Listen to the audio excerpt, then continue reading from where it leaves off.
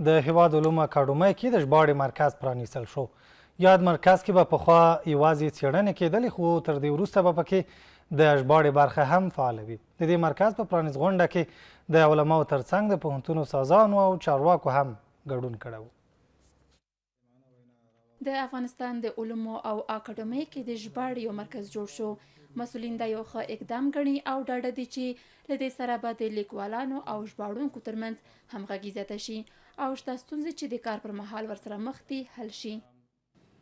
نو موږ ته هم پکار ده که موږ غواړو چې خپل فکر دغه ډول خپله ژبه ژوندۍ وساتو. یوه وسیله همدا ده چې د نورو خلکو معارف چې موږ ته پکارېږي د موږ پرمختګ ورباندې راځي، خپلې ژبې ته په سیستماتیک ډول راوژباړو.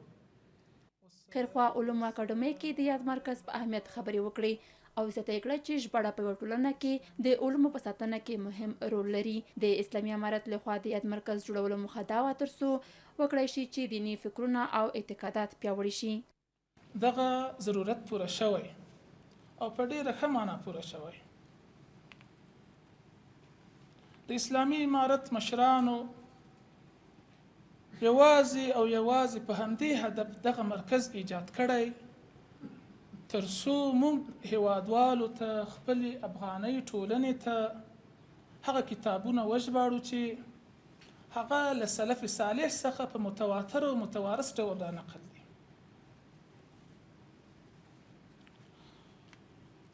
او د پردیو افکارو په وجه چې زموږ په افغانۍ ټولنه کې کوم نقصان پیدا شوی هغه تر یو ممکن حده پورې جبیره شي. په یاده غونډه کې یو شمېر استادان د ژباړې د ارزښت په تړاو باندې هم ویناوې وکړې.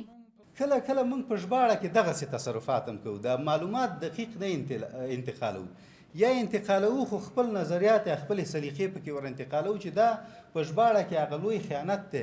او همدا علت و چې یو وخت به یو خبره ډېره مشهوره شوې وه چې هر ژباړن خاین دی. دا یو ډېره مشهوره مقوله وه یو وخت کې، او د خیانت دپاره علتونه چې تراشل هغه دغه علتونه. افغانستان د علومو اکاډمۍ لخوا په دغه مرکز کې د ژباړې یو مرکز رامنځته شو، یو ریاست رامنځته شو چې الحمدلله دغه کمی چې په افغانستان کې موجود و د ډېرې مودې نه هغه پوره شو. دلته په افغانستان کې به ډېر زیات کتابونه ژباړل کېدل د کتاب د اهمیت په اړه، د موضوع په اړه دا په نظر کې نه نیول کېدل. یوازې بازار ته عام کتل کېده او کتاب ترجمه کېده، وړاندې کېده به، او دغه کتاب علی الاقل په دغه ټولنه کې په اذهانو باندې که ځینې مثبت اغېزې درلودې نو منفي هم لرلې. د مسؤلینو په خبره د ژباړې د دغه مرکز فعالېدو سره به تر ډیره د علومو ستونزې حل کړي او همدارنګه به دغه اقدام د لامل شي چې زموږ دیني او عصري علوم هم وساتل شي.